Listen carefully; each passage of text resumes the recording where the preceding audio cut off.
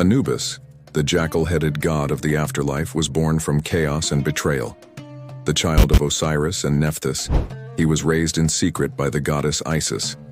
While other gods sought power, Anubis chose a different realm, the silence of tombs and the mystery of death.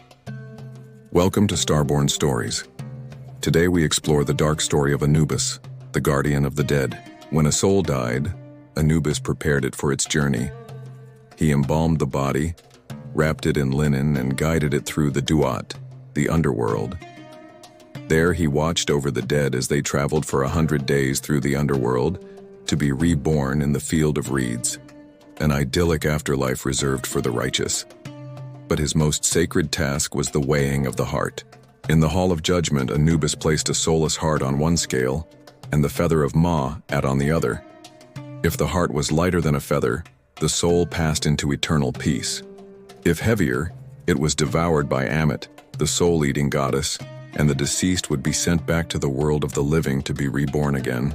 Anubis wasn't only the guide and guardian of souls, he was also a protector of the dead.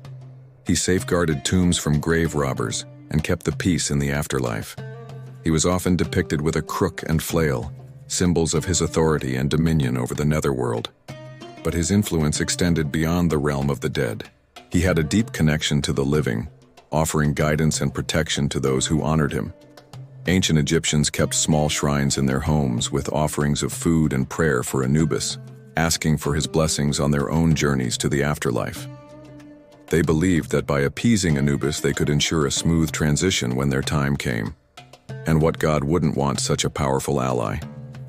Even the gods turned to Anubis for aid, like when the sun god Ra became trapped in the underworld and needed help returning to the land of the living. Anubis guided Ra's boat across the sky each day, ensuring the sun's life-giving light would reach the earth. But who exactly was Anubis? Let's take a closer look at this enigmatic deity.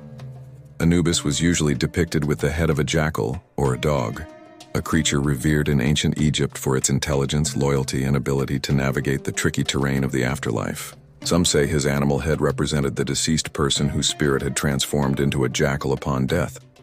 Others believed that Anubis chose the jackal because it howled at the moon, a sound that echoed the cries of souls wandering in the underworld. His jet-black skin wasn't just for fear. It symbolized rebirth, the color of rich Nile soil, of life and decay. He was often shown wearing a necklace made of a human heart, reminding all who saw it of the importance of maintaining a pure heart in life to ensure a peaceful journey in death. Anubis was more than just a grim reaper, though some may remember him as such. He was a guide, a protector, and a beacon of hope in the face of death. He reminds us that even in the darkest of journeys, there is always light to be found. So do you have any stories about Anubis? Share them with us in the comments below. And if you enjoyed today's myth, don't forget to subscribe so you never miss an episode. Now here's another story from Egyptian mythology that you might enjoy. Do you know the tale of the lost gods? In this episode, we explore the fascinating myth of Osiris and his wife Isis, and their son Horus. After Osiris's untimely demise, Isis goes to great lengths to protect her son Horus, who is destined to take his father's place as king of the underworld.